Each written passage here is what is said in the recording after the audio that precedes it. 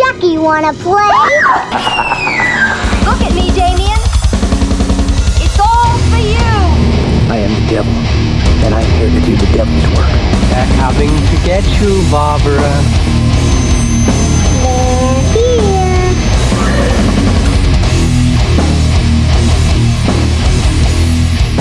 Welcome, everyone, to the next episode of the Gruesome Task podcast.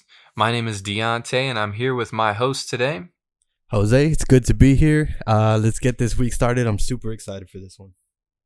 Yes, we have a really fun movie for you all, one that we've been really looking forward to, and one that we're sure that you all are going to enjoy hearing about. Before we do get to that, I want to go ahead and plug our social medias. You can follow us at Gruesome Task Podcast on Instagram and at The Gruesome Task on Twitter. You can follow me at xdeontems on Instagram and at _under the knife on Twitter. And where can they find you at, my good sir? I am on Twitter at that guy Jose, and then on Instagram I'm j.a.gallegos. Yeah, you can follow me on either or. Okay, fantastic. And also, for everyone, we have the link in the descriptions of these podcasts. Check out Horror Pack. You can use the code ITFOLLOWS, and you can save yourself $3 on one of the horror packs, either the DVD or the Blu-ray version. I know Jose mentioned last week he had ended up getting Insidious and Belko Experiments out of there, which are some pretty big movies at the time that they came out, and those came in that horror pack. Yeah, I was really excited to get those and rewatch them. I've also received like The Forest. I got The Exorcist 3. So some pretty good stuff. Yes, so definitely check that out as well. Let's go ahead. Let's talk about the movie that we're going to be doing, and that is none other than Jordan Peele's Us.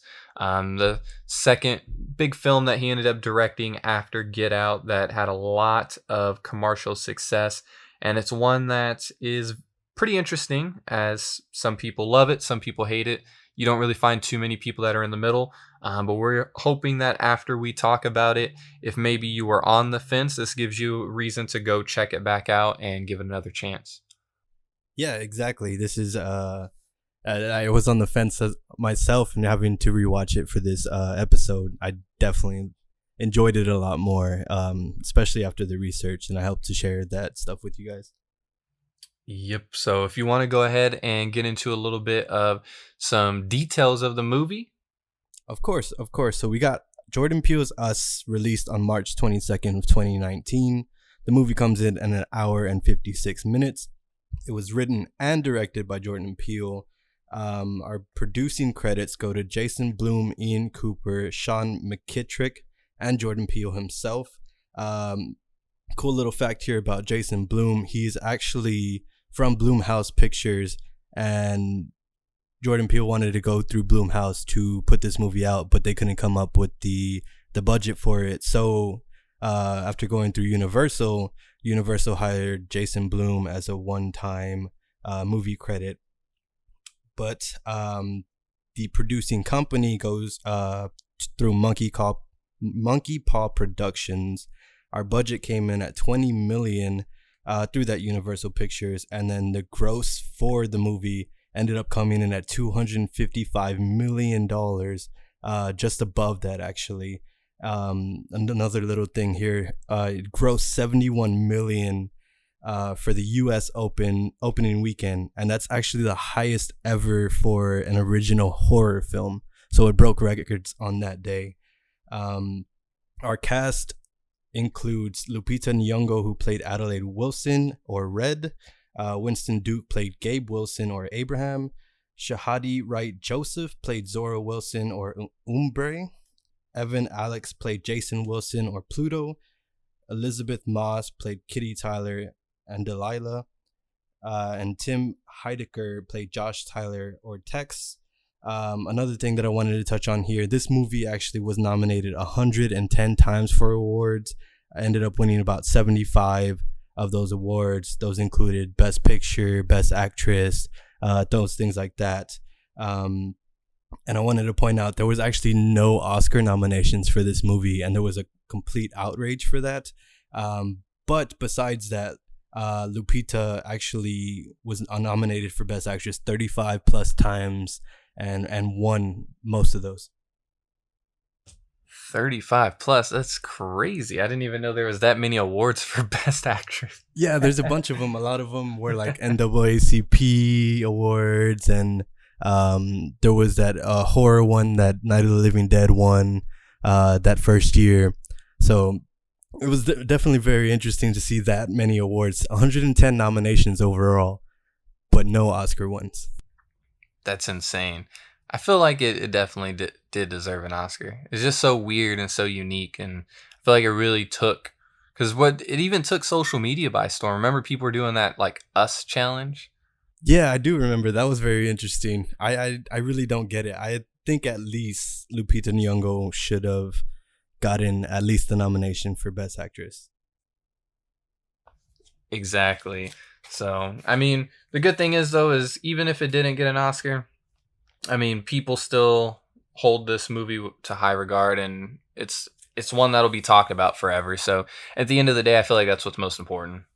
Oh, for sure. I believe so, too. I mean, most of the time, those Oscar-winning movies are pushed to the side, and all these cult classics are always the movies that are never really recognized by the Academy anyway, so. Yeah, exactly. And speaking of Lupita, she was also, of course, some other films. She was in Black Panther, which came out the year before, in 2018. And then she was also in Star Wars Force Awakens and Last Jedi. Oh, wow.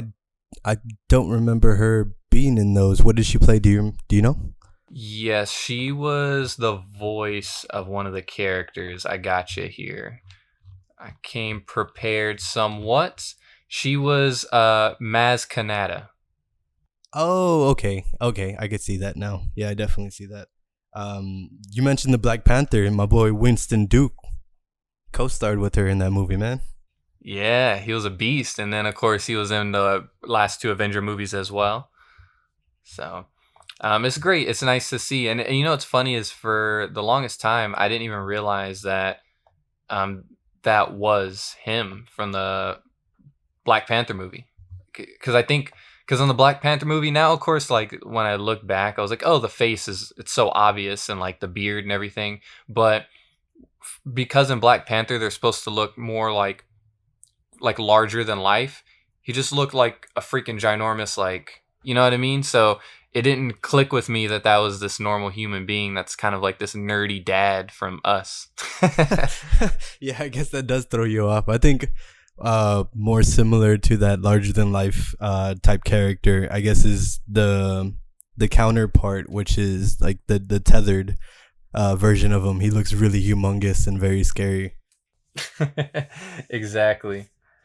But yeah, and then I do have, for those that have not watched Us, or if you're looking to add this to your collection, currently right now, just based off Amazon prices, you may be able to find these cheaper elsewhere. Through DVD, it is $10.78 shipped. The Blu-ray is $12.86. And then the 4K version is $20.99. Do keep in mind that the 4K version does come with the Blu-ray copy as well, and a digital copy. And for our collectors out there, I did not get the price on it because I know it has been sold out for some time, but there is a Best Buy exclusive 4K steelbook. So if you want to track that down, you of course can. I myself have a copy, and it is quite dandy. Yeah, I think I had a copy at one point before I had to get rid of it, but the steelbooks are so beautiful, man. It is, and that one's really nice too because it has the gold scissors on the front, and they're like embossed in the steelbook. It's great.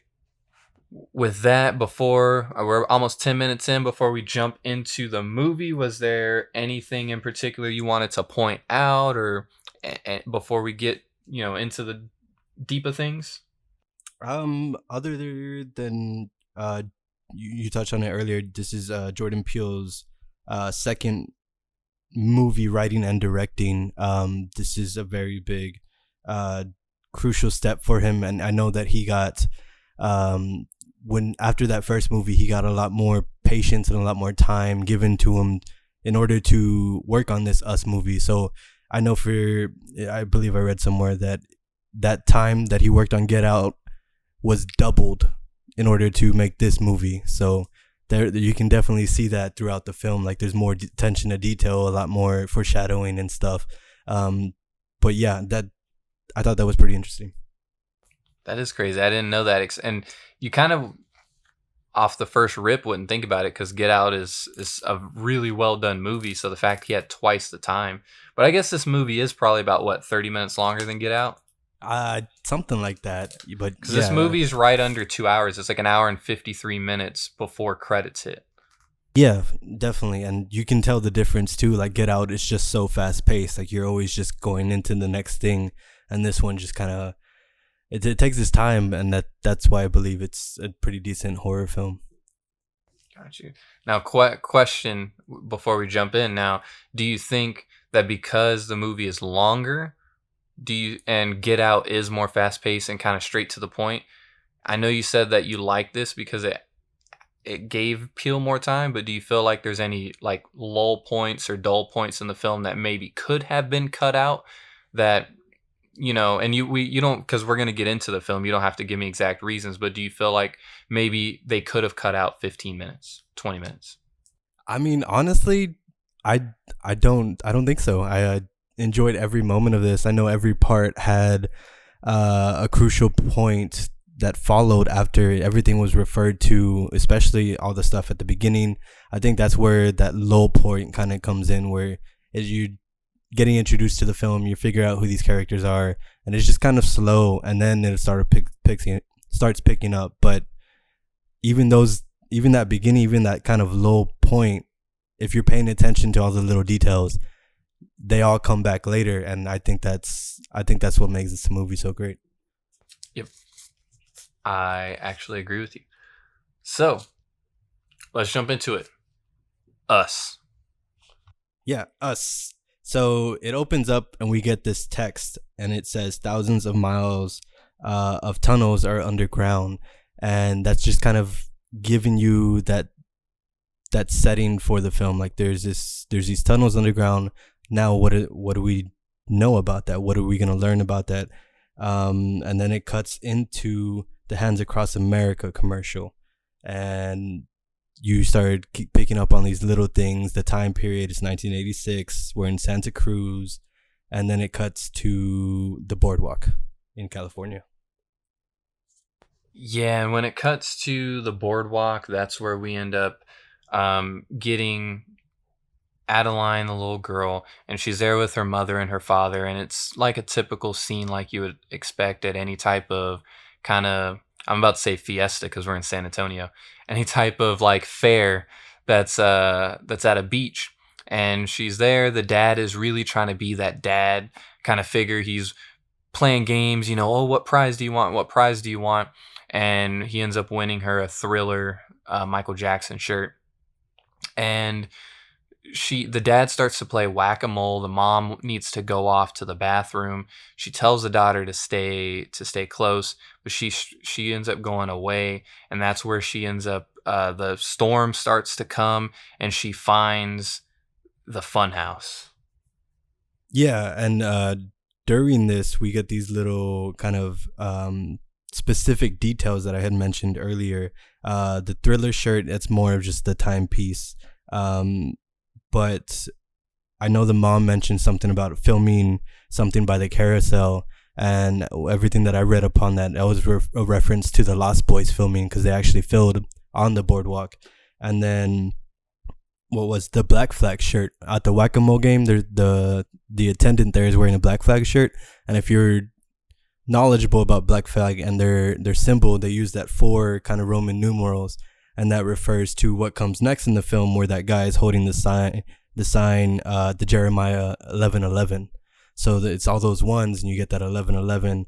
And I do want to read that because that is actually pretty important to the film here. That specific verse from that Bible states that, therefore, thus saith the Lord Behold, I will bring evil upon them, which they shall not be able to escape, and they shall cry unto me. I will not hearken unto them.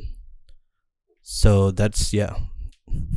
Yeah, it's a lot of little subliminal type messages that are left while in just this initial opening scene, and it's something that you really have to pay attention to, because if you do miss it, some little references later on in the film won't make sense. But the other thing is when she finds the fun house, the other kind of the name of the fun house at the top says "Find Yourself," which Does it really? Yeah, it says "Find Yourself," and well, that leads into because she definitely found herself. Yeah, so she's going through the maze, and then she ends up at this one point after it starts raining, and she turns around and sees herself. It's this little girl not looking back at her through the mirror, so she knows it's not herself. And that little girl turns around, smiles super creepily, and then it cuts into what happens there? It cuts into the present day, and you get to meet her grown up. So I thought that was pretty interesting, just seeing that creepy little girl turn around. It's one of those like classic movie kind of moments where you always remember in the future. Like if you look back at a movie, you remember that. Yeah, and I think Peele did great because the first time I watched this movie, I didn't want the scene to cut. When it cut to modern day, I was a little upset because I wanted to know what happened. I want what happened with this figure. Like, is the modern life girl, is she, like, what ended up occurring? And of course we find out later, but Peele does such a great job of really making you wait until you find out what happened, and just giving you little nuggets along the way until you end up finding out what ended up occurring.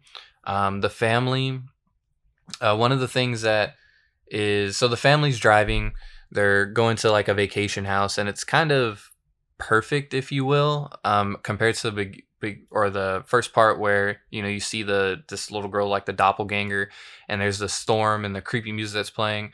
Now they're playing like happy music, the family singing "I Got Five on It" from Lunas, and everything just is so perfect. And they get to this house and everything's great again, and the family's eating. And this is where another one of those kind of little small nuggets that you have to pay attention to. The little boy has a lighter, and he's like trying to do something, and he says like, "Oh, I'm trying to do a magic trick." And the sister's like, "Well, I'm waiting," and he can't get it going. Yeah, I thought that was pretty interesting as well, because that definitely plays a big part later in the movie. Another little thing that I noticed, and then I read more upon, was after he says like the curse word, and the parents get mad at him, he tells the dad, every time you point a finger at someone else, 3 point back at you, and that kind of refers to something later on as well. But yeah, I mean, just rewatching this movie, you pick up on those little things, and it definitely takes more than one watch to pick up on this. But after that dinner scene, it goes back to Adelaide as a young girl, and the family is at like a therapist, and you hear the parents talking about how they don't feel like that's their daughter anymore, and the daughter is having trouble communicating, and the therapist is or the counselor, whatever you want to call it, is telling them that you need to be more active with her, you know, talk to her more, put her in different activities like dancing, and then that plays a big part in the movie as well, because Adelaide becomes a dancer. Yes, and we see in that scene she's playing with, it looks like some little dinosaurs and stuff, and she's not talking at all. And the mom ends up saying this, which I'm going to kind of go off of this. She says anything could have happened to her, because the husband says, well, she was only left alone for 15 minutes. I don't know if Peele had this intention, but for all you grown adults that have kids, little kids like that, especially in a place like a park or a fair or at the beach or whatever, these are little kids. Don't leave them alone for 15 minutes, because anything can happen. In this case, they met their doppelganger, and they, you know, this whole entire movie happened. But in real life, don't leave your kids alone for 15 minutes. That's how little kids end up getting into trouble. That's how they run off and get into, accidents. They get kidnapped, all that kind of stuff. Watch your kids, please. That's all I could think about when I was watching this movie, because I see it all the time. I mean, I've been in Walmart plenty of times where little kids run around like they're lost, and it's because their mom turned their back and just let the little kid run away. Like, have you ever had to do that where like you had to take a kid to the front because they were lost? Like, I've had to do that a bunch of times.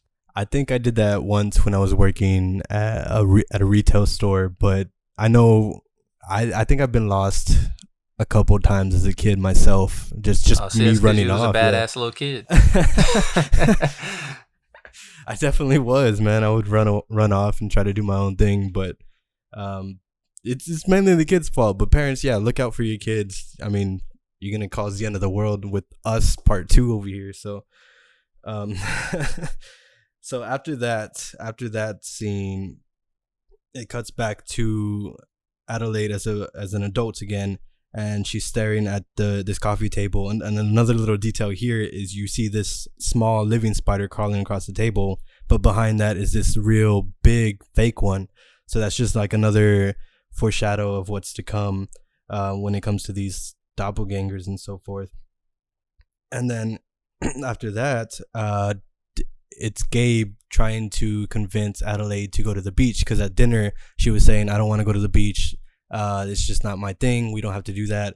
And he's over here guilting her into it. Like, oh, well, Jason really wanted to go. We don't want to make him upset. We were all looking forward to it. Now you don't want to go. We're not going to be able to go.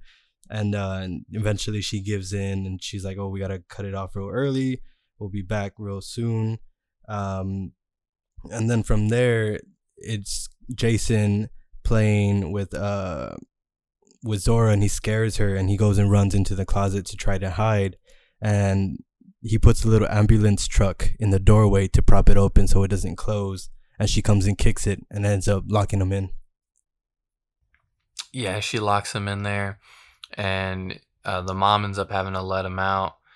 You notice as well how Jason is very much in like the 80s as well. He's wearing a Jaws baseball tee. He always runs around with his Chewbacca mask. He fits that time frame too from what happened with his mother. Yeah, definitely. I think that's just like more of him being a weird nerdy little kid, someone who's out there, and I don't really understand why that nerd culture is portrayed that way, but yeah. And speaking of Jason, I just wanted to reference, because I know that he was based off of Friday the 13th Jason. He was always wearing a mask and those kinds of things, and his mother, he has that weird mother complex as well. So yeah, I know I had read up that in an interview, Peele had said that every little detail you can think of in the movie has a meaning behind it. And I know you mentioned earlier with like Lost Boys, and with like Friday the 13th, like all those little things are just play this weird important, well, maybe not necessarily important, but it just has a meaning behind it, which is cool because it's something that most people just kind of skim past, don't even think about. Yeah, and reading up on an interview that he did, he credits himself as being that movie nerd, and he's like, all these little things that happen, all these little details that are so important to the film is because I'm a new movie nerd. I want to make sure that everything is crucial to the film and not just something you can cut out, like that 15 minutes that we were talking about earlier. But speaking of which, the next scene in the film is Gabe honking outside with a new boat that he's purchased. And I thought that was pretty funny because in that same interview that Jordan Peele was talking about, he mentions this boat and he's like, oh, this scene doesn't have any relevance at all. It's just me wanting to show that Gabe has wealth and he can buy a boat. Yeah, and I love Gabe. Like, he's my favorite character in this whole movie because he's so like he's literally like a dad. Like, you think of a guy that's gonna be at the dinner table like saying dad jokes, that's Gabe. And on this boat on the side, it's named Craw Daddy, which I think is great. Like, if I had a boat, that's what I'd name it. I love crawfish. And he's out there and he's just like honk honk honk. He's like saying like, oh yeah, we got a boat and all this stuff, and he's like saying who wants to get on, and the daughter's there saying, is there enough room for all of us on there? Like they're all questioning it and stuff. It's just like a little fun scene before you get into all the madness, because pretty much shortly after this is where just business picks up. Yeah, I thought that was a pretty funny scene as well. He's definitely a dad. He's like getting excited about all these little things, and you get those spoiled kids, and they're like, "Oh, well, we don't want to do that," and he's over here having the time of his life with his new boat. Um, but yeah, you mentioned the next scene starts to pick up here. This is where you get that trailer scene where they're driving, and you get that song 5 on it, and this is where we get into that little detail where Adelaide is trying to get the rhythm of the song, trying to get Jason to snap with her, but she's off rhythm, and that kind of goes into about who she really is, which we'll find out later in the film. But I think that's a very important thing as well, especially this song 5 on it is about 2 guys going halvesies on a $10 bag of weed, so that plays a big part as well, and I'll explain that in a bit as well. Yeah, and when they're driving, because they're going to meet their friends at the beach, the friends of Gabe, and while they're driving, Adeline has that really quick flashback that takes her back to sitting in the car when they were driving back from the beach where she was lost, and you can hear the mom and dad bickering, saying like, "You were supposed to be watching her," and she's like, she was only gone for a few minutes, she's fine. And then it stops really quick, so you just get that small scene because they pull up and there's an ambulance, and there's some guy being pulled in the ambulance, and he's got blood all on him. It's a little weird. Yeah, so this guy is actually the Jeremiah 11:11 guy that we saw at the boardwalk when Adelaide was a young girl, when she saw the sign Jeremiah 11:11. That's the same guy. He was still there, and now he's going to the ambulance. He looks like he's dying almost, and I thought that was pretty interesting as well. Like, it's all coming back so suddenly. We're still only, maybe 30 minutes into the movie. So it's that guy, and then we get the family walking on the beach, and you get that shadow that you see in the trailer as well, where you get these long shadows. And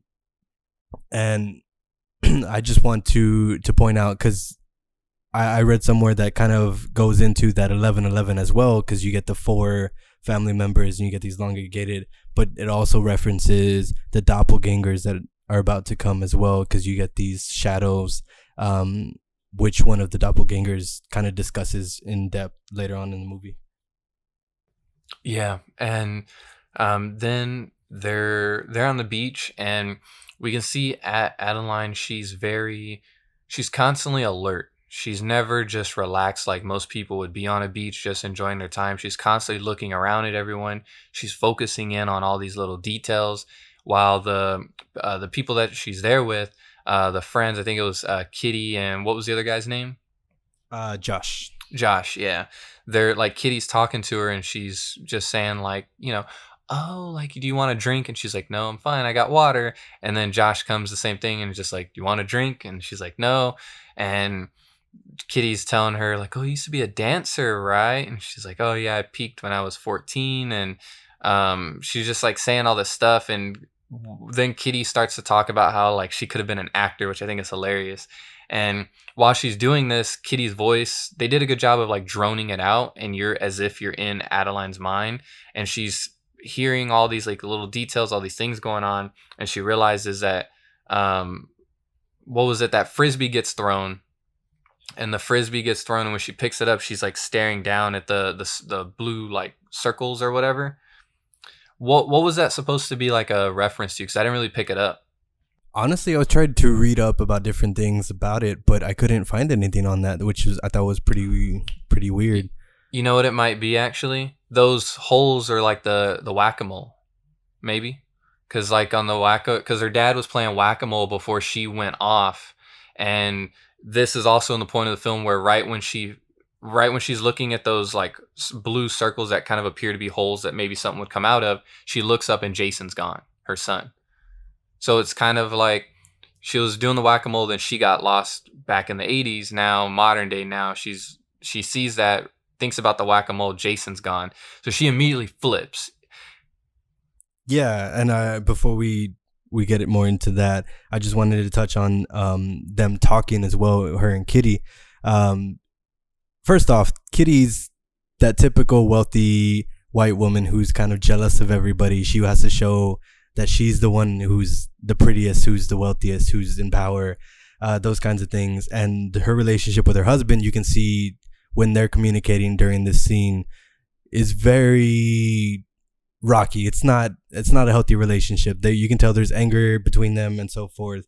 But another thing that Kitty mentions is that she got facial work done, which goes more into that jealousy of how she sees Adelaide and how Adelaide might be the prettier one and so forth. But the facial work definitely comes back later in the film as well. And another thing, when we meet the Tyler twins, which are the daughters of Josh and Kitty, one of them's wearing a black flag shirt. So black flag, that 4 symbol, comes up again as well.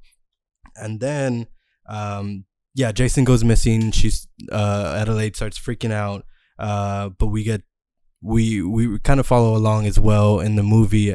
Jason's going to the restroom, and then we meet this first tethered or doppelganger, whatever you want to call it, and he's just standing there in the middle of the beach on the sand with his arms out waiting. And then it cuts to Adelaide finding Jason on the beach, and she's freaking out, and they have to leave because she's having a panic attack. She didn't know where he was. And then it cuts back into the house, I believe, right? Yeah, it cuts back into the house, and she's putting Jason to sleep. And Jason again has like the little lighter thing, and when she puts Jason to sleep, Jason ends up saying like, "Oh, it's 11:11," and they look at the clock and it's 11:11. And when she goes over by the clock, she sees Jason's drawing that he drew, and it's him standing directly behind that doppelganger that was like tethered and had their arms out, like waiting for the next person to come lock arms with them or whatever. And the other thing is when he saw that person on the beach, that person had blood dripping from their fingers. When he drew it, he drew the same thing. And when Adeline asks Jason, "What is this?" he goes, "I don't know." And he's still trying to do that lighter trick with the lighter. And so that's when I think the very next thing that happens is when the lights flicker, right? Like it's the power. Oh no, that happens later because she decides, she goes to bed, and she goes in the room, and Gabe is trying to seduce her, which I think is funny because he's in like those kind of like lounge shorts that look kind of like underwear, but they're not. And he's still got on his like college Howard like sweater. Like how's that seducing? Yeah, I thought the same thing, because he just kind of like starts talking, and then he gets onto the bed and just kind of lays there, like not even in a sexy way, just lays there on his back, and he's like, "Hey." And immediately Adelaide's like, "I want to go," and he's like, "Where you want to go?" And she's like, it's a very funny scene because he's trying to get it, but Adelaide starts freaking out. She's like, "I gotta get out of here. I'm getting this weird feeling." And she says that she doesn't feel like herself, and Gabe comes back again with that witty humor that he has. He's like, "Well, you look like yourself." So we get that kind of back and forth, and he's not taking her seriously. And you can see, Lupita's a great actress. You can see that she's really trying to be serious, and she's really freaking out. And there's moments in this scene where she's like shaking because she's so fearful. And that goes into more of how great an actress she is. She's really playing that part, I believe. And then that's when it starts, I believe. Yeah, the power. They lose power, and Jason comes into the room and says there's a family in the driveway. Yeah, and right before that happened, I know she actually ends up telling Gabe a little bit about what happened. She says like, "Oh, when I was a little girl," and she goes into the details of the story, and he doesn't believe it. That's when the family's in the driveway. You get the little like power surge that happens, and at this point, Gabe is still like just thinking that everything's okay. He's like, oh, it's probably just the neighbors. Like, and he's like looking at him outside, and all this family is interlocked. They're doing the tethered thing, and Gabe decides, like, Lupita, I can't even think of her name, Adeline. She's like scared. She understands, okay, this is bad. So she's calling all the kids. She's telling them, like, get your shoes. She tells the daughter, get your shoes on. She's trying to call the cops, and Gabe's like, don't call the cops. Don't call the cops. He's like, I'm gonna go talk to him. So he comes out. So he goes outside to talk with them, and he's just like, hi. He's like, like asking them what they're here for, and no one, obviously they're not responding. So he's just like, okay. So then he's like a little worried. So then he gets in the house, and that's when he's like, okay, call the cops. So he went from being like this nice, like, I can handle this, like, call the cops. Obviously she already had, they're gonna take a while. So he's like, go get the baseball bat. So now we get like from fatherly, okay, I'm like chill, to I gotta handle business. And this is when Gabe is just hilarious, because he's like I know it's like a stereotypical thing. So like he's this like wealthy like black dude. He dresses. He's wearing what are those shoes called? He's wearing like Sperry's in the movie and stuff. He's wearing like the short shorts, and he's like all jokey and fun lovey. But now he's got to bring out. He tries to act a little hood. So he grabs a baseball bat and he steps outside, and that's when he's like telling him, he's just like, all right. He's like, if y'all want to get a little crazy, we could get crazy. And then he's like trying to talk in this deep voice, like trying to sound all hard. I thought it was hilarious because it's just totally not like him at all. Yeah, I noticed that too. He definitely comes out with more of a swagger. Like his walk is different. He's kind of doing that, I'm a thug kind of limp, where he's just like one goes super far and then he just kind of like drags the other one. So I noticed that as well. But I wanted to point out, when we first see that family in the driveway, they're all lined up the same way. I don't know if you remember at the beginning of the movie where we get the introduction to the Wilson family, and they're driving in the car, and we get that picture of what is that decal sticker that families have on their back, where it's like the mom, dad, son. But I believe it's the son, dad, mom, daughter, all lined up in that position, and that goes back and comes back now in that driveway, and we get them lined up all that same way. And then after we get Gabe being thug and everything, he comes back and he's like, oh yeah, it's getting scary out there, make sure the cops are on the way. The cops are gonna take, what I believe 14 minutes, they said. So they're gonna take a while, and then we start getting these doppelgangers, the tethered, trying to break into the house. And we get Gabe's counterpart. He comes through the front door and he's trying to break the front door down, and he eventually gets the bat that Gabe had, and he knocks him in the knee, so he gets through the front door. We get Adelaide's counterpart coming through the window, and then Jason's is outside in the backyard scurrying around. He's got like this mask on, scaring everybody. And I don't remember where Zora's was. Do you remember that one? I think she ends up just coming, because remember, she doesn't really come in till kind of like towards, I think she comes in around the time when the mom comes in, because the mom comes in a little bit later. Remember, she walks in with the scissors, and yeah, I think she comes in around that time, pretty much. And I thought this was weird, because when they come in, they all sit down together, which that part didn't make sense to me. Like, I understand why, because we get this kind of backstory and we learn about each of these doppelgangers, but I just thought it was so weird that, like, you have people that broke into your home that are like, obviously they're weird, you don't know what's going on, but you all decide that, like, all right, I guess we maybe can't run, so we should just all sit down with them. Like, I just thought it was so dumb, it didn't make sense. Like, that was the one like part that I would say that I didn't like the writing on. Okay, I could definitely see that now. I didn't really get fazed by it. I think that's just more because I was looking forward to what's coming, which is that them talking back and forth. But before they sit down, we get a first look at Adelaide's doppelganger, and this is where we get a good look at the red jumpsuit that they're all wearing. They have the one glove on the right hand. They have the scissors. So that's very crucial as well as to how they're dressed and so forth. The glove goes back to the Michael Jackson thing. The one glove, and that's like that early time period as well. And the red jumpsuits too. Where's that from? It's supposed to be like a reference to Michael Jackson, even though obviously like because Michael Jackson will wear. You remember he would wear that red like jacket. Yeah. It was supposed to be kind of like that with the glove combo. Oh, okay. That's I didn't know about the jumpsuit, but yeah, it really just ties into that early time period when we see Adelaide as a young girl with the Thriller shirt and so forth. But after that, we get Adelaide's doppelganger, and she starts to speak, and it's very ugly. It's very forced, like she's having trouble really speaking.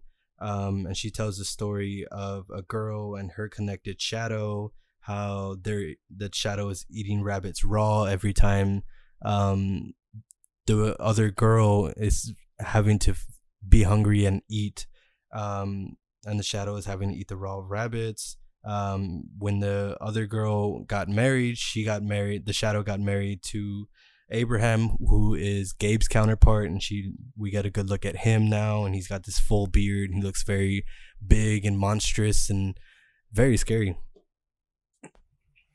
Yeah, and he doesn't. And this is the other thing too, is she's Red, Adeline's doppelganger, is the only one that speaks actual English. She communicates with the other people differently. Gabe's doppelganger does these weird screams and shrieks. With I think it's Pluto, who's Jason's doppelganger. And then for the sister's doppelganger, she does these like hand gestures and clicks with her hands. Where like I think before she did one, it was kind of like, oh, I'm trying to do it on video like y'all could see, but Jose could see me where she did something where she was like, and then like she like did something and that like sent her off. And then I know before they broke into the house, she did another like do or something, and then like went off, and that's when they all spread out. So I don't know. I just find that all interesting is how come she didn't try and teach them English or to communicate better. She like stayed. She's the only one that does. I didn't even think about that either. I don't know why she didn't try to teach him. Maybe she did. We just don't know about it. But, yeah, maybe they just don't have vocal cords. Because we know what happens at the end of the film. But at this point, yeah, I'm thinking of it as from this point, like watching it. Yeah. Yeah. So I guess that's just the communication. Everybody that we see is tethered. They're just screaming at each other back and forth. But yeah, she's continuing the story. We get the introduction to Abraham. We get the introduction to Ombre, Pluto. And then she goes on to say that the Shadow's life is based on the real people's life. So their lives, hers, are based off of Adelaide's and Gabe's and so forth. And everything's just kind of mimicked against their will. They're having to just kind of do things even though they don't want to. They don't even know if she said that she doesn't even know if she loves her husband. She just kind of forced to have these kids, and she's calling these kids monstrous and evil. And I thought that was pretty interesting as well. Like she's talking that way about these kids.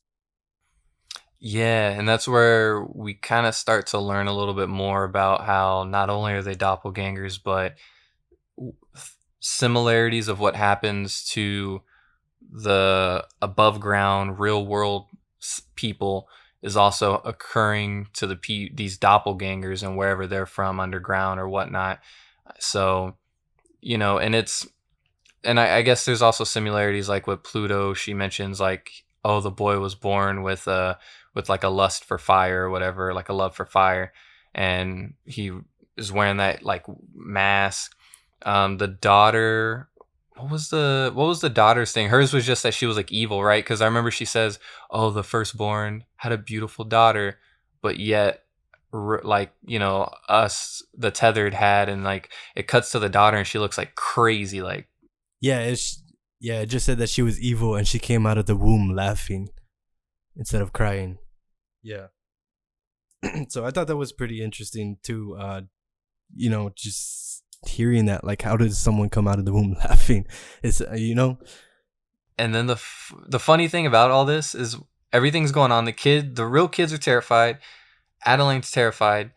Gabe, I guess, is still not believing this because he tells these doppelgangers, "What do you want? You can have my car, my wallet. You can have the boat for all I care." So he's still like he's like still trying to like negotiate with these people like they're robbers, which is just like so funny. And then he says like, "What are you people?" And that's when Red, Adeline's doppelganger, says, "We're Americans," which from watching this movie, I took it as they're saying we're you, like we're y'all people. From doing a little like research and stuff, from what it seems is a lot of it comes down to like social status, and that these doppelgangers are like supposed to be lower class compared to the actual real deal Holyfield human beings that are like the upper class and the wealthy. And so by her saying we're Americans is saying like we're all equal in the end, like regardless of our social status or what we are.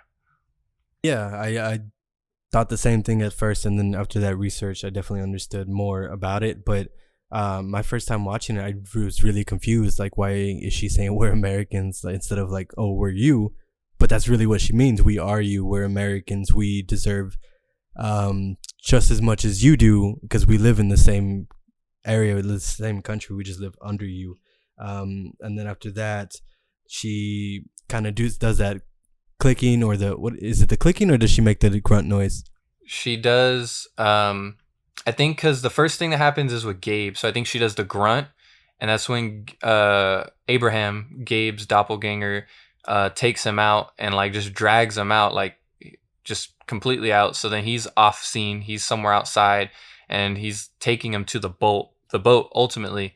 And then that's when with the daughter, she tells the daughter, she says run, and the girl's looking scared, and that's when Adeline tells her run. So then she runs, and she tells Umbre or whatever, the doppelganger, she does the like click thing with the hands, and then she goes off.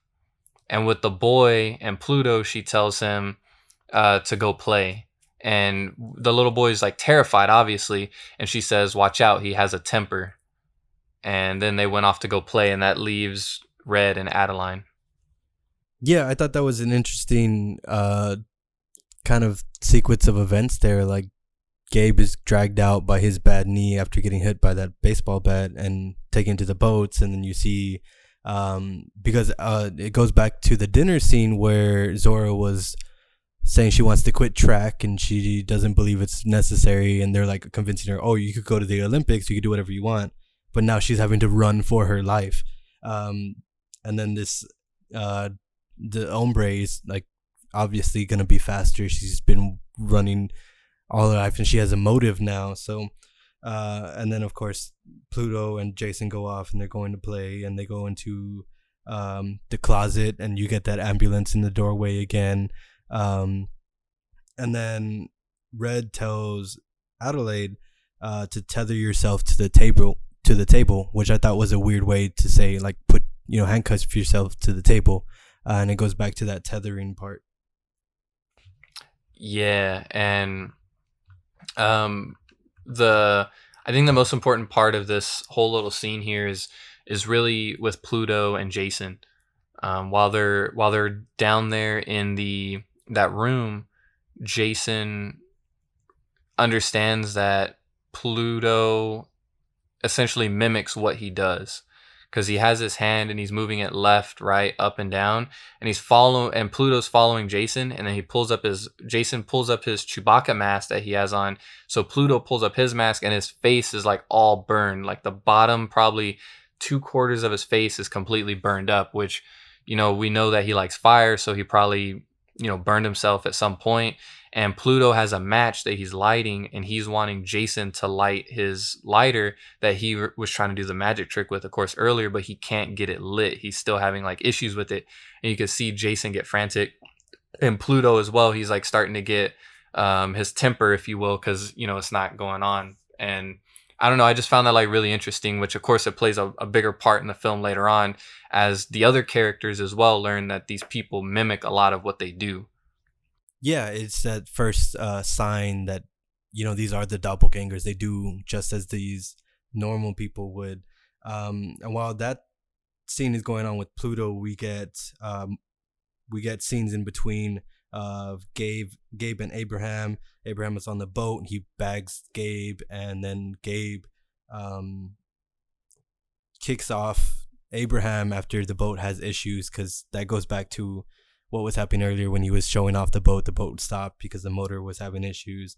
And then it also goes into Hombre and Zora. Zora's running. She stops. Hombre goes around her and cuts her off in front. And then they play this kind of dance around this car. And then Hombre gets up on the car. And this man comes out of the house. And he's like, oh, get off my car. And then Hombre stabs him while Zora runs back to the house. And then going back to Abraham and Gabe on the boat, they both fall off the boat because after Gabe had kicked off Abraham, the boat magically turned on again. That motor started running, and it swept Gabe out from under him, and Gabe falls in the water. Then it comes back around. The boat comes back around. Gabe tries to get back on the boat, but then we get Abraham coming back from the water. One thing was that mimic thing, so we get this first look at Gabe hitting his head on the motor, and Abraham starts bleeding. Like, we get this gush of blood come out of him, and I guess that kind of portrays, oh, these doppelgangers feel the same pain, the exact same pain, so whatever happens to the real life person happens to this doppelganger, which I thought was pretty interesting as well. I did as well. My only part with it is that, which I don't know if this is just a fault in the writing, but they only feel the pain at certain points. Like, how come is it that when Gabe first got his leg hit with the baseball bat, that the doppelganger didn't feel that same pain? And I thought about this throughout the film, as like things happen to the other characters. My only conclusion to it was is that they only feel pain that's like not inflicted by them, if that makes sense. So like, if a doppelganger is inflicting the pain, they won't feel it. But if Gabe, for example, hits himself, then the doppelganger will feel it. You know what I mean? Yeah, that's exactly what happens. Okay, I'm just making sure, because I was totally like, the 3 times that I've seen this movie, that part's always kind of confused me every time, and I've tried to figure out exactly what it is.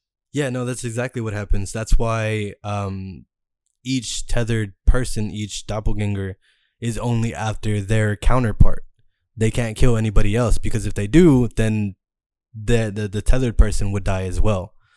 So they only go after their counterpart. They fulfill that, then they're done. They let each person take care of what they have to take care of. If they don't, then they don't. You know what I mean? So yeah, that's exactly what happens. They can only inflict that killing on their counterpart without being killed. So interesting. Okay, now that all makes sense. 3 watches and finally made sense. Yeah, it's definitely, you got to rewatch it over and over. There's so many different details about this movie. So after all this happens, we start to get the family coming back together. They run outside, and Gabe's on the boat, and he ends up honking the horn like, oh, everybody on the boat. So everybody goes and gets on the boat with him. And then they escape. And we get this scene where, what's her name? Red is standing at the docks looking out at them, and she's looking really crazy. I thought that was a very good scene to show that emotion coming from her, to show the range that Lupita can play as well. Yeah. And then of course, the doppelgangers, they know their real life counterparts move for move where they're going. So if, like, I don't know if you noticed, but in that scene where it focuses on Red, you see the daughter, Umbre, she's like takes off, and you could see like her upper half of her torso down, like just running in the background. And it's kind of like, oh, she's already running to where the boat's going. Yeah. They're already going after it, and Red's not even like getting into the action yet, and it's just following. These doppelgangers know exactly where the real life person is. They're basically them, you know.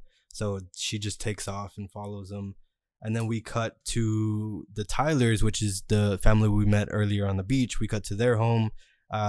We see Josh chilling on a chair, and his wife Kitty comes and looks over the balcony, and she says she hears people walking out outside, and she asks him to go look outside. And we get more of that struggling marriage where he doesn't want to do what she's asking. He's giving her a lot of, pushback, and she's like, just do it. Like, why can't you just look out the window for me? He's like, I don't want to. I'm super comfortable. Leave me alone.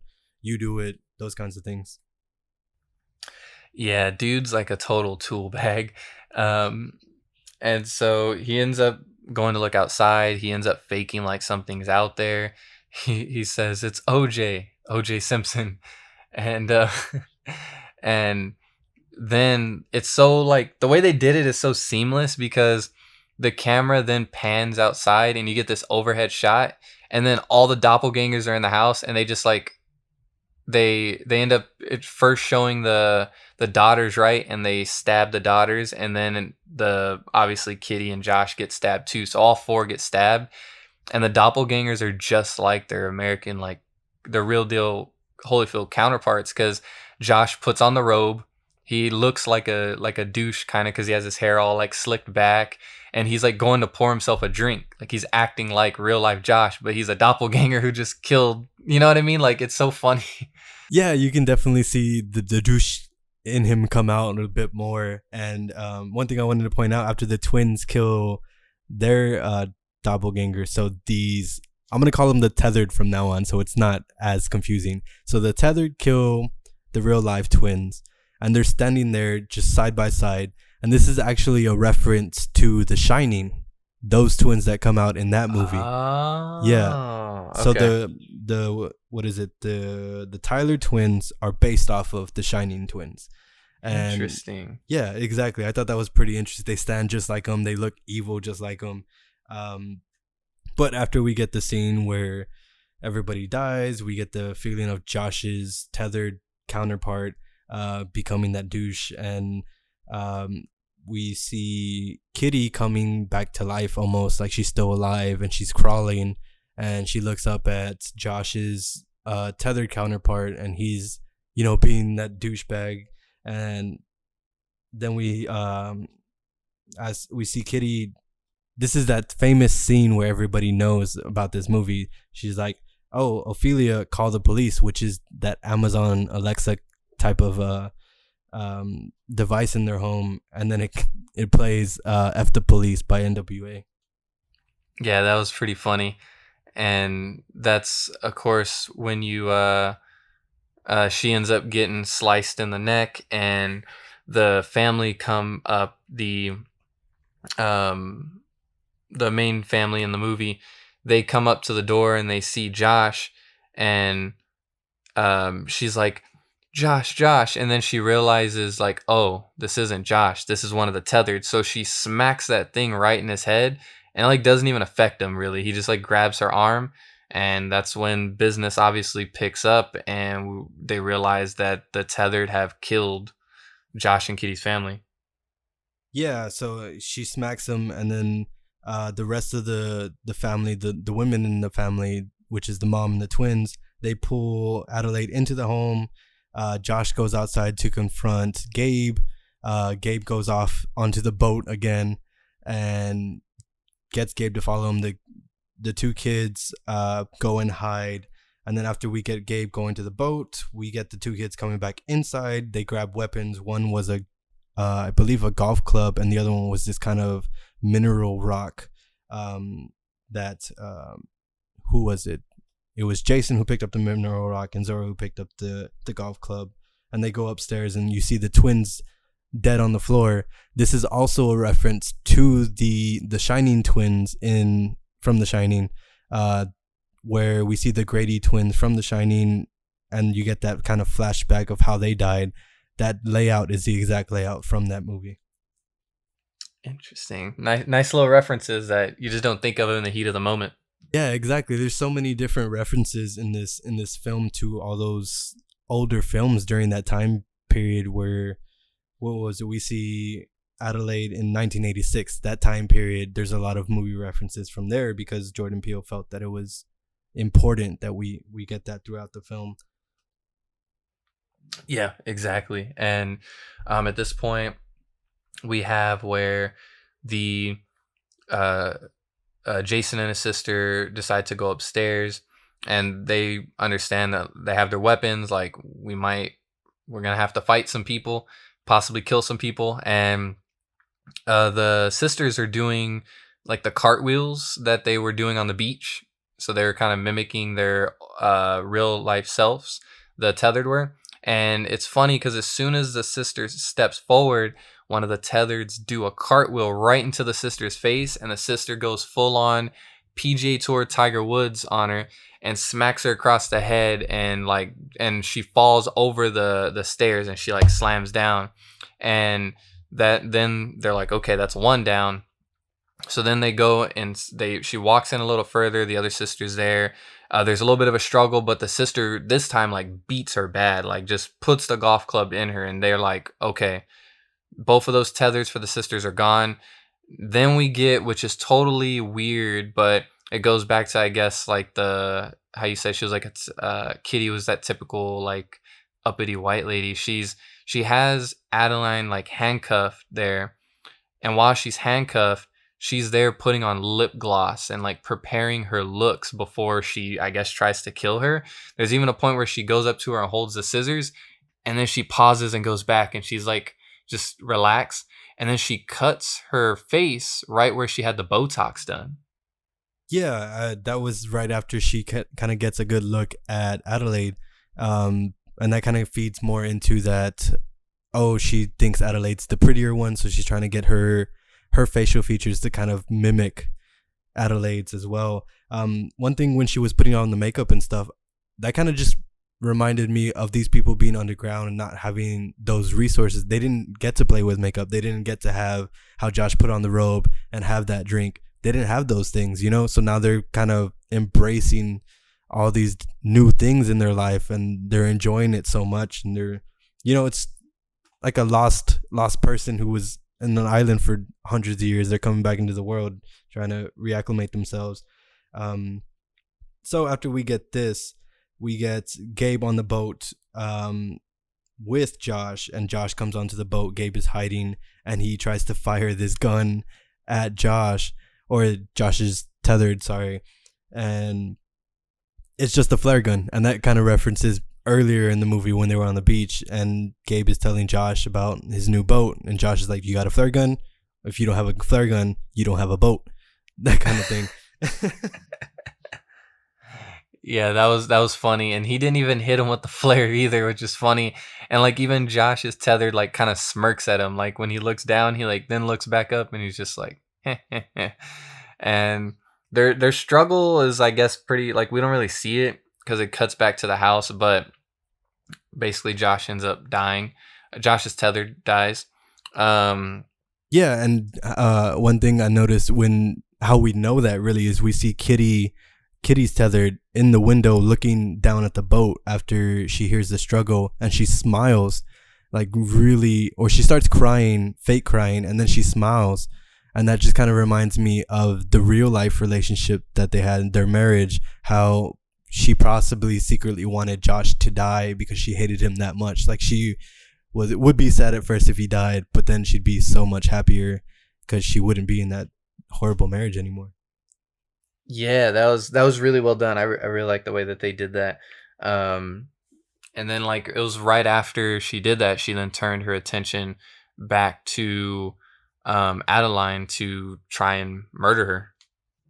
Yeah, and this is where Zora comes in with the golf club, and she tries to sneak up on Kitty, but Kitty sees her through the window, and she turns around, reacts, and she's trying to choke out Zora. But Jason comes in with that mineral rock, and he bashes her on the head and ends up killing her. Yep. And so then that's when Gabe comes back, and the family's all sitting around. They're trying to find out like what they should do. They end up turning on the TV, and on the news they're talking about how like, oh, there's these people that are going around stabbing people. And then they're standing over there all tethered because they killed their real life self. So then they go be a part of this tethered movement or whatever. And even the person on the news doesn't know what's going on. He says it's some form of protest or something. and that's when one of the tethereds is like coming at him, and it goes, you just see the camera shake, and then it says mute, and it cuts off the air because obviously he probably got killed. So Adeline wants to leave. Gabe is like, no, we have everything we need here. And again, kind of to mention earlier, Adeline says, no, we like these people think like us. They know where they are. Like they're headed this way. We need to leave now. And so they decide to leave. Adeline comes back in the house. She's still like handcuffed, by the way. She comes back in to grab those keys, and the sister that originally got Tiger Woods by the daughter, she never died, so she attacks Adeline. Yeah, so while they're watching TV, we get an overhead shot, and we see one of those twins, and she had fallen through the coffee table, a glass coffee table, and she was just laying there, and they weren't paying much attention to her because they thought she was dead. But after them wanting to leave, Adelaide comes back because they forgot the keys, and she looks at the coffee table, and that twin isn't there anymore. So then she's like trying to rush, get the keys without trying to interact with that twin, but ends up, having to fight her, and she ends up stabbing her with the scissors. And we see Jason come in, and he sees this, and this is where we get that feeling that Jason's kind of not seeing his mother the same way, like, which goes into a bigger thing later. But then they end up getting in the car. Zora's in the driver's seat. They're all fighting over who's driving. And then Zora sees her tethered, her counterpart, Hombre, up ahead. And they all get in the car. They're all freaked out. And Zora's revving the engine. She's ready to run over this counterpart, this tethered. And she's going full force. But Hombre jumps on top of the car. She ends up trying to stab her way through the sunroof on the car. Zora's pushing the gas. She ends up braking. So Hombre gets onto the hood. She's trying to break through the windshield. Zora accelerates again, brakes really hard, and then Hombre flies through the florist, and Adelaide gets off the car, and she goes to try to see what happened to this tethered to Hombre, and we see Hombre almost snapped in half, like her back is folded, and she's dying, and she's still alive, suffering. And Adelaide is like telling her shh, which is another big part of this movie, and it all just ties together about who she really is, about why she feels this compassion towards these tethered who are trying to kill their family. Yeah, and it's definitely because she still feels like, even though they're tethered, they're like her children. Obviously, they look like her, and they're, at the end of the day, they are still kids. So it very much feels like, while she understands that they kind of have to die because you got to kill these crazy people, she didn't want to see them die. And so she goes back to the car, and then when they get back to the car, they end up driving back to the neighborhood, and they see this flaming car, and they're like, oh no. And it's Jason's Jason's tethered Pluto. And Adeline gets out of the car, of course, which I'm sure is like her thing of, oh, I'm the mother, like I need to try and like resolve this situation. And Jason realizes it's a trap very quickly, so he tells everyone, get out of the car now. And he gets out, and it goes back to Adeline, and you see on the ground there's like lighter fluid that's all drizzled, like where the car is, leading up to Pluto and Adeline. And Jason starts to remembering that the tethered mimic each other. He starts to walk backwards, and he has his hands out, and Pluto's doing the same thing, and he walks into the fire, which burns Pluto to death. And as he's doing that, again, the motherly figure in Adeline saying, no, it's as if like she doesn't want to see this tethered die. Yeah, and it's a very big part as to why she doesn't want to, which we'll get into. But yeah, I mean, that whole scene is just it's crazy because you see this child walking backward with the mask on into the fire, and he ends up catching flames, and it's very, very touching scene. But when Jason backs up behind the car, we get Red, who is the tethered of Adelaide. She snatches Jason and they take off, and now the family's looking for Jason. They're wondering where he is. They think he runs off, but Adelaide knows exactly what had happened. She starts running down to the beach, and she goes into and she sees this line of tethered hand in hand. They're going into the ocean, and then she goes into this mirror maze that she had encountered before, and she knows, I gotta get down there. She goes through it, and at this point it kind of, she's going down into the tunnels and everything. She knows where she's going. Like, she's done this before, which I thought was pretty interesting. And that caught me off guard. Like, how does she know?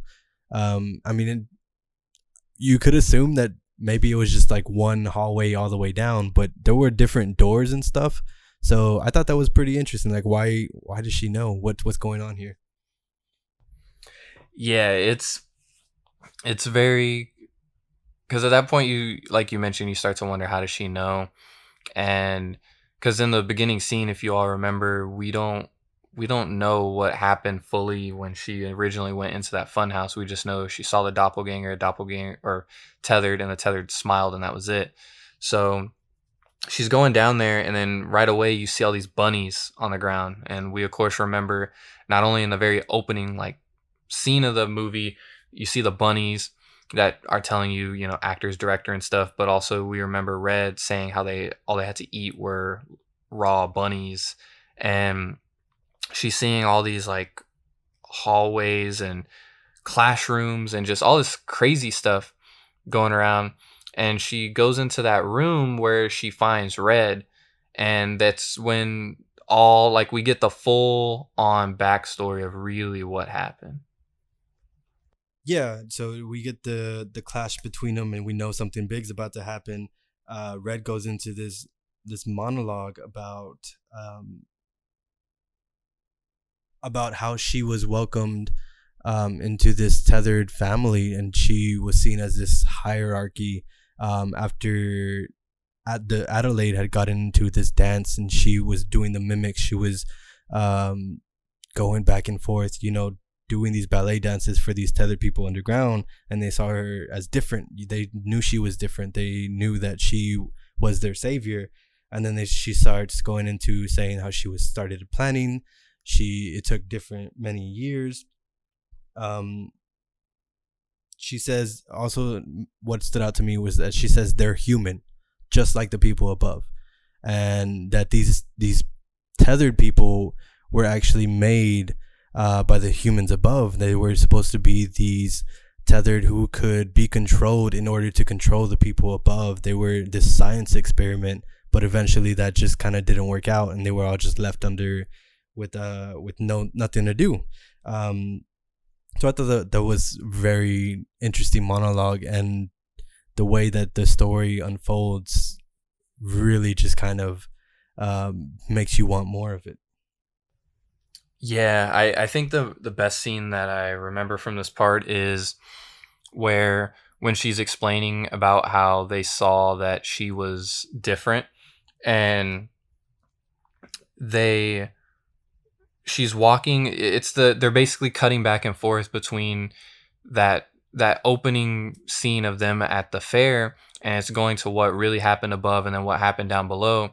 And you can see as the tethered version of Adeline is looking around at all the other tethered people, everyone looks like something's off about them as they're mimicking their real life counterparts. Some people, you know, they're doing weird like hand gestures. They're not doing it exact as to what's doing above, but with Adeline, she just seems like so normal, more normal than the others, and more perfect. And like you mentioned, that goes to where when Adeline dances in real life and Red, the tether, does, that's when they notice that she was different. Because, I mean, think about it, she did it from at least what we can assume and what they kind of show, so lifelike, so human. And they realize this is who we need to put forth in the forefront to get us above to take over. And I also think it's crazy that when this failed experiment happened, they just left them down there. Like like they could have at least tried. Like I know that they're like technically they're human, but their soul did not get transferred over. It's just the body, and it's like if you fail this experiment and you created these clones, at least rid the world of the clones because you don't know what's gonna happen. Like, and the other thing is too is like the underground is technically fairly close to the above. Like the government never thought that one day someone might just wander on up here. Like, See, but that's the thing. Like the way that it unfolds is that she's going on telling the story, saying that God chose us to switch places because how you mentioned earlier how she's going through the tether is going through the hallways underground. These are the exact movements that are going up above with the real Adelaide, and Adelaide's basically going through this mirror maze, but those same movements that are happening is the tether actually coming to the surface, and she finds this escalator and she finds all that. So the mimic was in the tethered's words, an act of God, is saying like, oh, God brought us together. He gave you these specific movements to bring me to you. And so I thought that was, it's just very interesting. And how she's going through, how they have that scene where she's going through the hallways, seeing these different people. Yeah, they look crazy. They look like they belong in a psych ward, but they're just mimicking the movements that are going on above. Like, it shows the people, it cuts back and forth. It shows people on a roller coaster, but then underground, they're just kind of standing there mimicking like they're on a roller coaster. It's a weird scene. Yeah. yeah, it looks it's really really crazy, and that's the other part too is like Red, the tethered begins to like they kind of play like dance music a little bit, and she starts to mimic that a little, but they're also begin their fight scene, so it kind of like just transition real quick. And ultimately what ends up happening, of course, is Adeline does kill Red and she had a necklace on that had the keys to the handcuffs, and took that off, and then finds Jason there in the locker unharmed, which I don't remember exactly how. They never explain how she knew he was in the locker, right? No, they didn't. I didn't. Like, she just knew he was there, which is a little weird. Yeah, I didn't even realize that either. That is a bit weird. She just kind of knew that he was in the locker, and him being in the locker, he sees everything. He sees his mother kill this tethered person. He hears the story about what's going on, which kind of goes into, like, does he believe this is his real mother? Those kinds of things. Because earlier in the movies, we get a lot of confusion in his face and he's looking at his mother in different ways. And after she kills Red, the tethered counterpart, she goes to him in the locker, and he's afraid to touch her. He's afraid to give her a hug. And she has to kind of like get him to believe that it's really her who was his mom. Mm-hmm. Yeah, and she brings Jason back above, and they end up going to that back to the family, and they're driving back, and this is where when they're driving, she's having those flashbacks again of them switching places. So this is where we get where she when she went into that maze originally, Adeline, Red swapped places with her, and she came back up above, not her, and Red handcuffed Adeline to the bed down there, and then came up as the new Adeline. It's so confusing. Came up as the new Adeline, and now the old child Adeline is now Red, which explains why she knew English, but whenever she speaks in the movie as an adult, her English is very like spacious, and she has that like kind of like weird voice because no one else down there speaks English, so she probably didn't speak it, so she's just going off what she knows, and also like her vocabulary was a little bit less as well. But I don't know, it's just all interesting. But we get what happens, and then they show like where she's in the back seat of that car, which was that scene that we didn't get the full scene earlier, where it cut real quick, and the parents are like like, oh, she's fine. She was only gone for a few moments, blah, blah, blah. And she's like doing that evil smirk at them. Like she realizes like, I did it. And yeah, you can continue from here. I've talked a long time. No, it's good. It's very interesting hearing your take on it. It's, yeah, I mean, I want to just touch more upon this twist that we get. You know, we get Adelaide in the ambulance driving off. We think the movie's about to end, but she's remembering this flashback, and she's actually the tethered person. So that twist, oh my god, it's so good. That movie makes it. I mean, this scene really makes it that much better of a movie. So yeah, and then it cuts back to the ambulance after we get this whole memory of how Red, who is really Adelaide now, chokes the real counterpart, handcuffs her downstairs, and becomes this new Adelaide, and she's living the real life. So then it goes back to thinking these tethered people underground think that Red is the savior, but she's really a human, you know? And that's how they look at her. They know she's different. That's how they know she's different, a different special person. And they look up to her because she knows, or they know that she knows how to get out of there, a different way to get out of there. Oh my God, this whole movie just kind of gets wrapped up into this great conclusion. So we get back into the ambulance. We see Adelaide, who's really Red, look at Jason, and Jason's like, I don't know who you are. I mean, he doesn't say this, but in his face, he just kind of looks at his mother like, I don't know who you are. You aren't really who you say you are. And I kind of know what's really going on. And she just kind of gives this evil smirk that she's been giving throughout this whole movie. As a little girl, you know, it's so good. It's so good. It wraps up. And then it cuts to them driving off, and we get this pan out, and the 1111 comes back. It's printed on the ambulance, and we see that. And then we finally see this view of the mountains, but we see the tethered all lined up hand in hand, going across these plains, and the helicopters flying above them. Kind of, I believe it's a news helicopter trying to focus in with maybe a camera or something about what's going on. Mm-hmm. Right. And then all the tethered people, of course, are playing off of that original commercial that played in the very beginning of the movie that you mentioned on the TV. Yeah, the Hands Across America commercial. So that really gets tied in. That's one of the first things we see, and then it wraps up with kind of that same thing. There's so much foreshadowing in this movie. You really have to pay attention to most of every detail. I mean, the more you pay attention to it, the more you rewatch this, the more details you pick up on. And that's what makes it such a great and rewatchable movie, in my opinion. It's so great. But yeah, this is the end of the film. We get the credits start to roll. And I have no words. It's such a great film. Yeah, it was great.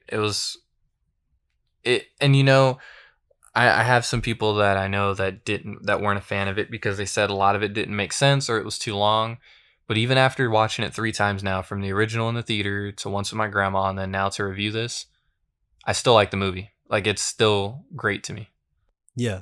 I honestly can't say the same. The first time I watched this, I watched it with a bunch of jokesters, so they were making fun of the movie and so forth. But so that's what really ruined it for me. And then after rewatching this for this podcast, oh my gosh, I picked up on all those little things after the multiple times I watched it. And, you know, Jordan Peele is such a movie nerd, and I kind of feel that same way. So all those little details and all that foreshadowing, all the different things that he puts into his film, his little, his shots, they kind of go hand in hand with Get Out. He uses a lot of the same shots as well. It's crazy. I mean, this guy's really got something special when he comes to writing movies. Now, my question to you, sir, is how many pints of blood are you giving this bad boy? I am giving this a 9 out of 10 pints of blood. This has been my favorite film to watch so far. And it just goes based off of what I've been saying. And I'm such a movie nerd. I love that I can rewatch this multiple times and find new things that I haven't seen before. And, you know, the characters in this are so great. The horror aspects of it. Lupita Nyong'o just sells this movie completely. I mean, she's such a great actress. The way that she can be super scared, having anxiety attacks, and then on the opposite end, be this evil person with such a creepy smile. It's great. It's absolutely great, in my opinion. How about you? I think I'm gonna give it. I think I'm gonna give it a 8.5 out of 10. Why do you feel that way? So, I think the movie is fantastic. It's wonderful. I know I've already mentioned it before. I think that the kill scenes are really good. There's good comedy in there. You begin to love these characters. It makes you think, which is something that I like in movies, but also I don't, because I'm a little weird where I know they always say the show don't tell, right? That's something you learn in school when you're younger. But I honestly, a lot of times, because I don't pick up on things at first, I like to be told right off the bat, this is what's happening. This is why this happened. And obviously from Jordan Peele, you know, if you watch Get Out, he's not going to show you, you know, you're going to have to, or I'm sorry, he's not going to tell you, he's going to show you. You're going to have to like pay attention. And so maybe deep down, that's why I would knock it down a little bit, but that's just a personal thing with me. However, I will say, I feel like this movie has to have a part 2 because of the fact that the last scene is all the tethers like together going across this huge plane in the world. So like they can't just stand there forever. Like something has to happen. And there's gonna be other tethered that are gonna try to kill their American counterparts. So there's more story that needs to come, and that's of course like a fantasy booking thing of like, well, maybe Adeline, because she knows maybe she's the savior and she's gonna try and, you know, save other people. And I don't know. Maybe it fast forwards where they're older and they've lived in this world of defending other people. I don't know, but I just feel like something has to be done, because I think that leaves off on one of those things of, okay, we know what happened with this family and they're the most important, but what about everybody else? Yeah, it's funny you mention a part 2, because it's when doing my research, Jordan Peele has an idea for a part 2, but he doesn't want to jump into that right away. He wants to focus more on his other projects, different originals, instead of doing sequels. So I thought that was really interesting. I'm curious to know what he thinks can come next in this I guess film series. Yeah, because and I guess with the way that it ended good, because there's some people that'll be happy and just say, cool, it's done. And then there's other people that are like me that need a definitive, real deal Holyfield ending. So I need more.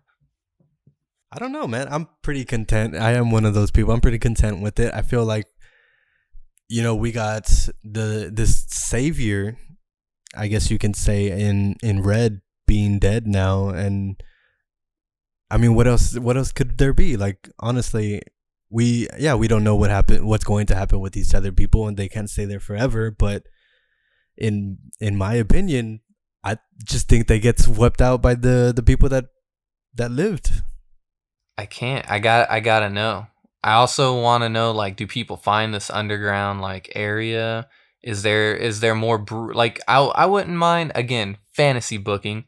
Maybe the government tries to recreate this tethering. Maybe they think they can make it work this time. So maybe they start to engineer a little bit more. They start to come up with new testing. So you have these new tethered people. Maybe they, whether it's different powers, maybe they try and find a way, like they mentioned in the film, there's the bodies that are there, but they don't have the soul. Maybe they try and get some of that soul from these other people there. I don't know how they would do it, but I don't know. I feel like there's meat on the bone there. They gotta pick it off. Yeah, I definitely agree. There's definitely some meat on the bone, but I'd have such a hard time getting into sequels. Like, if I'm okay with the first movie and they come out with a sequel and it just does not seem interesting at all, I won't find an interest in it at all. And I feel like that's what would more than likely happen if they went in maybe like a government route or so forth in the second movie. it'll take a lot for me. I mean, of course, I'm gonna go watch the second movie, of course, but it'll take a lot for me to like that. See, I got you. So this movie was Us. Now you can't have Us 2. I mean, you could, but I think what they need to call it Them. Because it's no longer about us, it's about them. You know what I'm saying? What if them is more of just what Us is? What if it's another family story about what's happening? Maybe just maybe that Adelaide isn't the only one that experienced this. It's not just Adelaide and Red. Maybe across the world we get the same kind of thing, you know? I'd be cool with that too. But I do feel like because we've become attached to these characters that they have to make some type of appearance. That part of me wants them to be the main cast again, but I would understand if maybe they're not the main cast, but there's like a small part where maybe this new family needs help, and Adeline comes in to tell them of her knowledge and her experience to try and help them, and she's the main one that breaks off, and the rest of the family's just like on the side, you know. I wouldn't mind that either.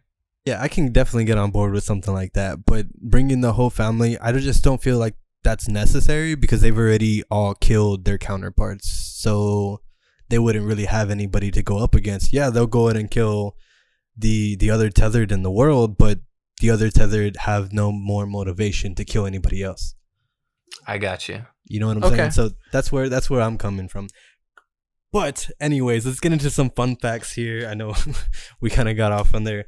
Lay them out. Let's do it. I have so many today. So let's start off with Jordan Peele gave the cast 11 horror films to watch so that they could have this kind of shared language.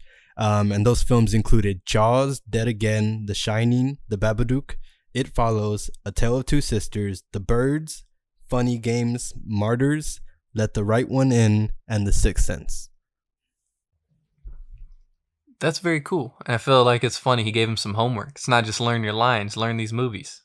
Yeah, you don't hear too much about those kinds of things, how the cast bonds on set. You just kind of, I guess, expect them as a viewer or someone who's not an actor, expect them to just kind of, you know, play their part. But I feel like that chemistry really brought them together and made them more of that, you know, family in this film. Yeah, that I like that. I like that. And that does go back to as well just Peele being an insane movie nerd. For sure. And a lot of those movies are referenced in this film. Another thing that I have here, the rides on the boardwalk were actually filled with dummies, and people were CGI'd in later after the film. No way. Yeah, they didn't have the budget for extras, so they put the dummies in the roller coasters. How do they not have the budget for extras? I would have done it for, I would have done it for a nice, filet mignon and, hook me up with some dollars. They had $20 million. You tell me you couldn't get a couple bums off the street? Dude, they had to rent out the whole boardwalk for this film, and they had extras walking around. I don't understand why they put the dummies. They could have just put those same extras in the roller coasters, but see, they probably didn't want to do the same people because there'd be super nerds that would go frame by frame and be like, why was that guy in 3 rides at once? Yeah, man. I look at SpongeBob that same way, how they use all the same extras in that. So crazy. I never knew that. That's probably the most interesting fact. That's wild. Yeah, for sure. Then I have here, so the beginning scene, The Hands Across America. Next to that, on the side of the TV, you see VHS copies of Chud and The Goonies on the shelf to the left, and then a copy of The Right Stuff, which is kind of like under that, which is underground. So Chud is actually a movie about these underground creatures coming to the surface and causing, killing and causing a ruckus. And The Goonies, of course, takes place mostly underground in the tunnels. But The Right Stuff is above ground and like in orbit. So they kind of flip that on its script to kind of give that sense of, oh, this person above is actually underground and the underground is above. Nice. And when I saw this movie, like each time I try to pay attention to those VHSs that were on the side, but I always miss it.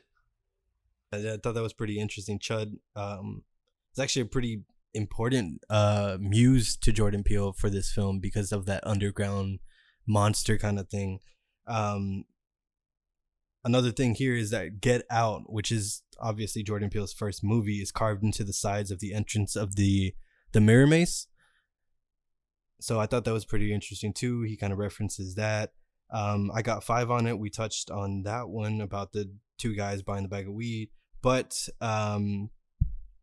what I liked here, which is it's kind of more combination of 2 halves to make this whole, which kind of references the monologue that Red does at the end of the film. She's like, there's 2 people, but only one of them has a soul, so you kind of need the other one to kind of make it whole. And that's what that song really kind of brings together. That's why it's referenced so often throughout the film, is because these 2 guys are coming together to make this whole. Another thing like that, which is the scissors. You need 2 parts, 2 pieces of scissors to make a full scissor. And then the repetition of the number 11, which goes back into that Jeremiah 11:11 that's so often referenced. And of course the bunnies as well. I know throughout the film I forgot to call it out while we were going through it, but there's like shirts of bunnies, there's bunnies themselves there's references to eating bunnies. And another thing that I have here, when the family's eating dinner, they get fast food, and the fast food chain is called Copper Pots.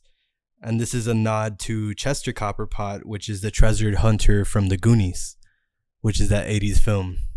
Yeah, so there's a nod to the Goonies in this film, of course with the VHS tape as well. What else here? So I have Jason wearing the mask, and that's a reference to Friday the 13th. Yo, see, I'm a straight dumbass.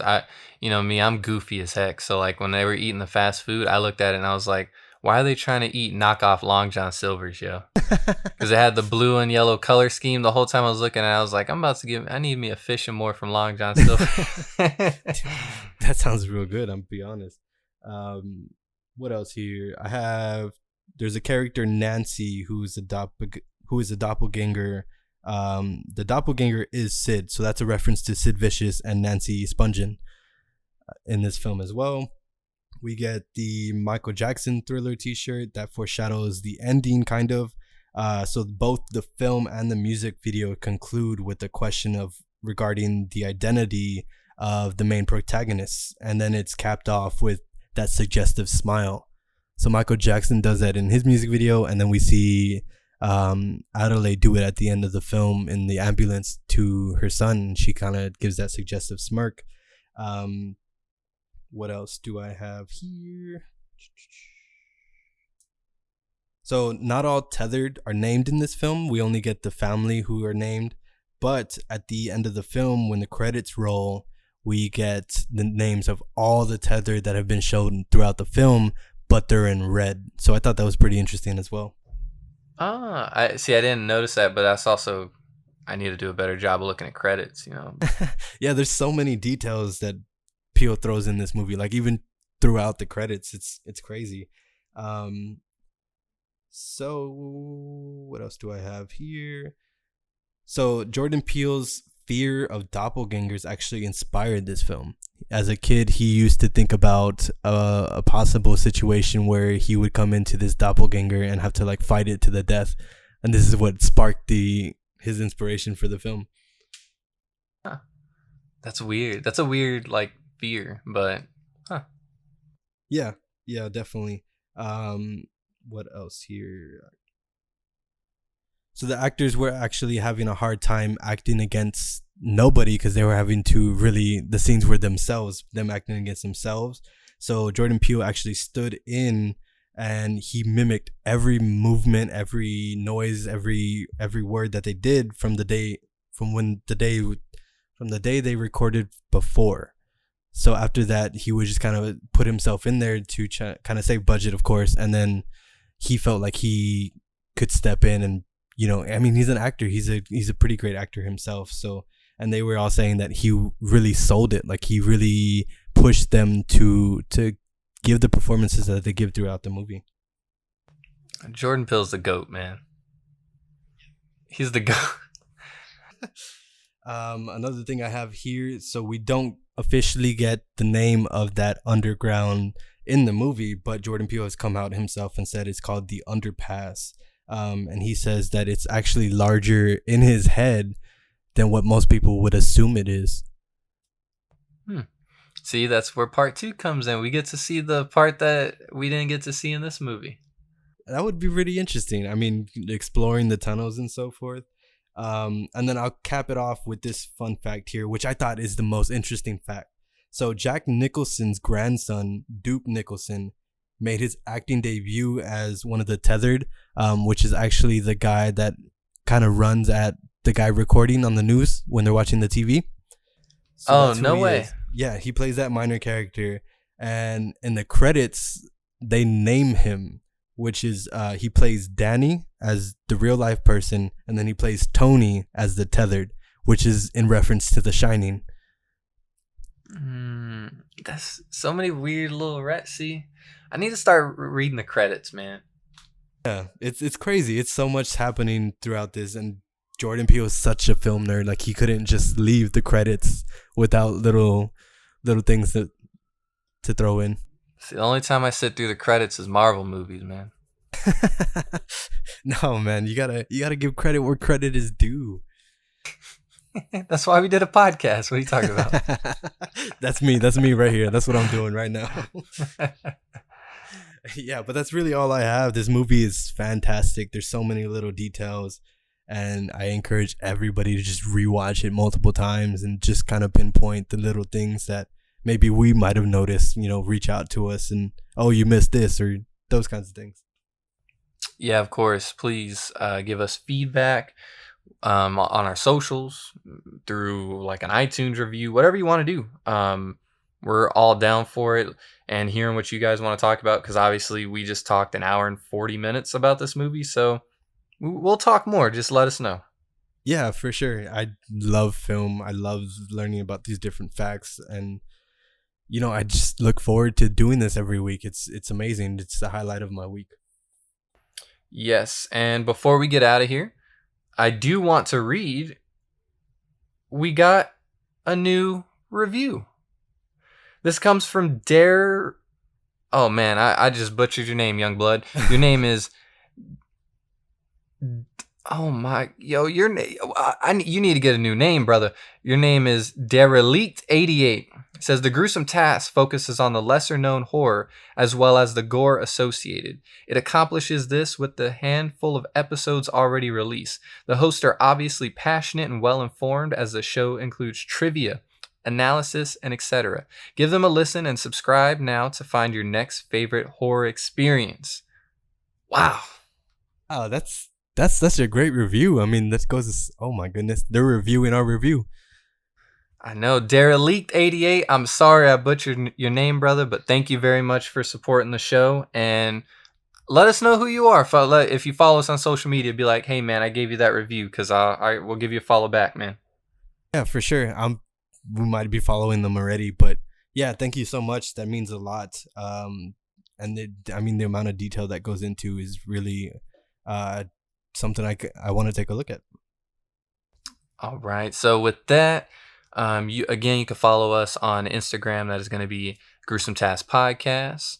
On Twitter at The Gruesome Task. Myself on Instagram at Deonte and on Twitter at _under_the_knife. Mr. Jose. Yeah, you can find me on Twitter at @thatguyjose, and then on Instagram at j.a.gallegos. Just wanted to touch again on the horror pack. We want to provide that for you guys. We're giving you the discount code, and it's definitely something worthwhile if you love collecting horror movies. Go ahead and check it out. Yes, and so thank you all very much for listening to this episode. We knew this one was going to be a little bit of a long one, so we hope that you sat through it, grabbed a snack, kept your hands and feet inside the ride at all times, and until next week, how many pints of blood are you drinking? Life sucks, and then you die.